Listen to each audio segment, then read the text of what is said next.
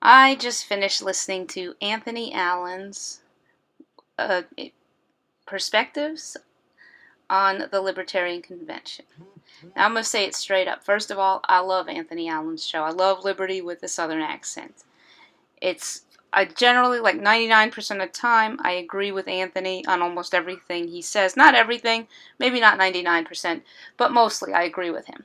However, I think he was a little over dramatic on the happenings at the convention. I was there. I was a delegate. And to a certain degree, I do agree with him on some of the things. I don't think it's the end of the Libertarian Party. I don't think we need to be tearing our Libertarian stickers off of our vehicles. And I can say the guy who got naked was not exactly the most professional shining moment for the Libertarian Party, but hey, he did get us some news coverage because of his antics. And the Libertarians are not getting a lot of coverage.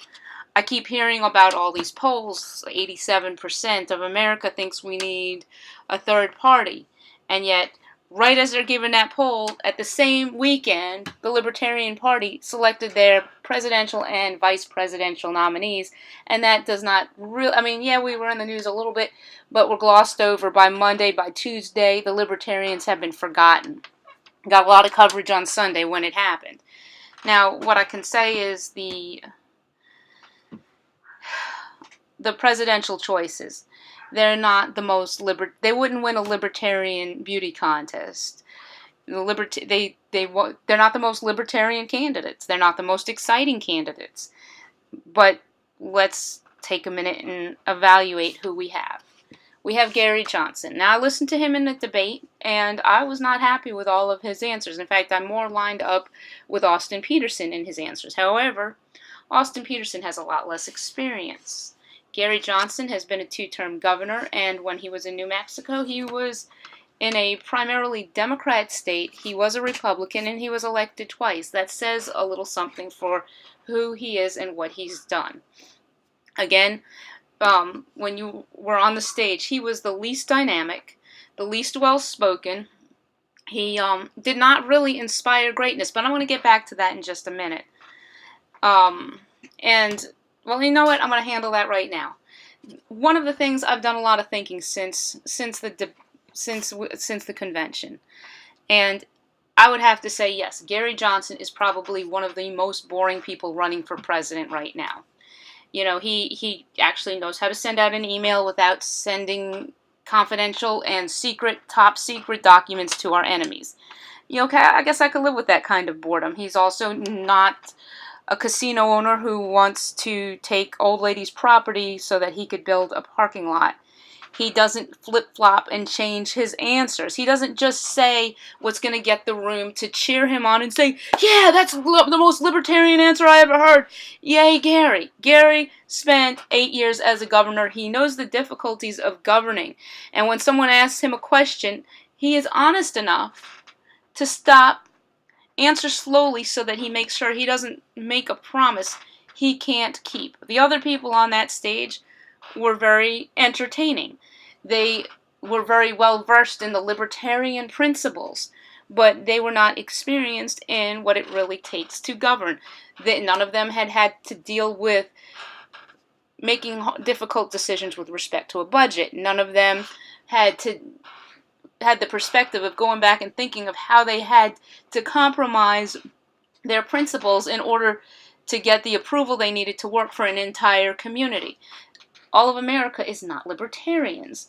If we were looking for the most libertarian candidate who was only going to impress libertarians, Gary Johnson would not have been the best choice. However, he might be the best presidential choice. In fact, I think he is. Even though he's uninspiring, what I'm going to say is he is boring as algebra, geometry, calculus. He's boring.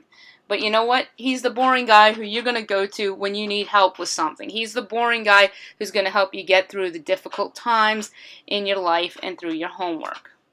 I don't know as much about Weld, except that he appears to be really a Republican establishment, as as Anthony Allen said, I would say he is probably a gun-grabbing statist Republican, fake libertarian. That's about as much as I can say for Weld, but what I can say for the entire ticket is the world has turned upside down. My daughter's got me listening to these Alexander Hamilton musical CDs, and when the revolutionaries win the war, the song comes on that the world's turned upside down. Look at it in this perspective. The Libertarian Party, the third party, the least paid attention to party, has the most experience in governing. We're not casino con men, and we're not shrilly, screechy old ladies who use her woman parts to try and explain that that's why someone should get elected.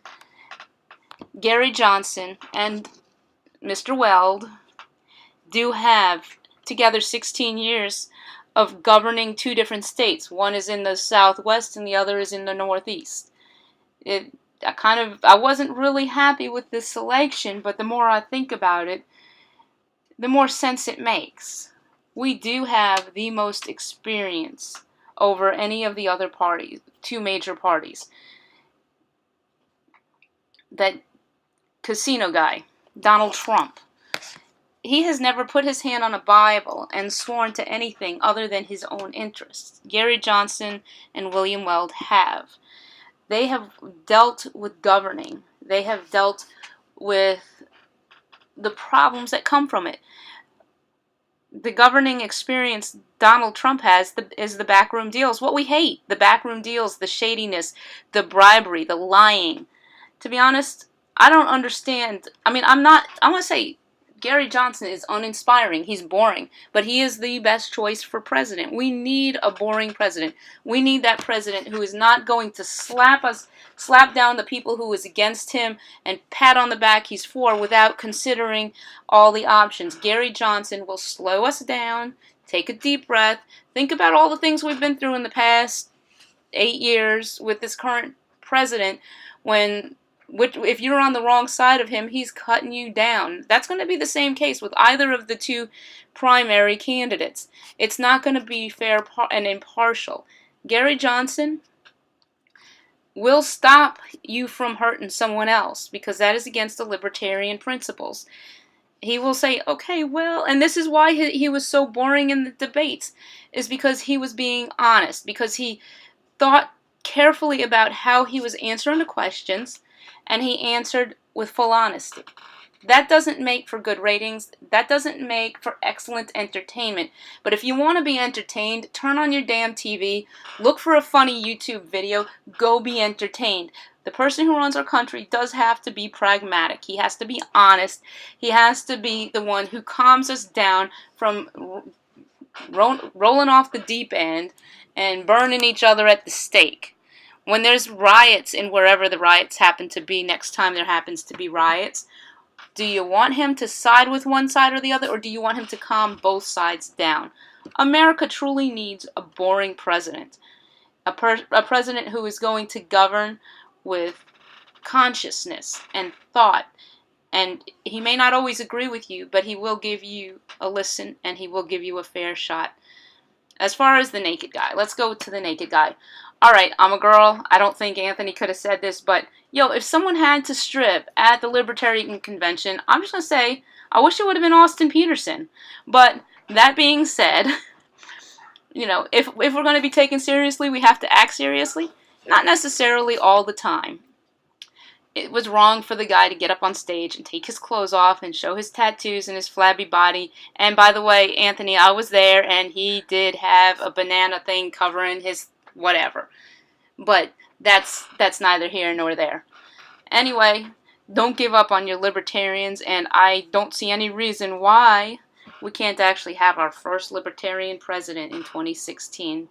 The world turned upside down was the music that played after Gary won his nomination, and I'd like to hear it played again in November.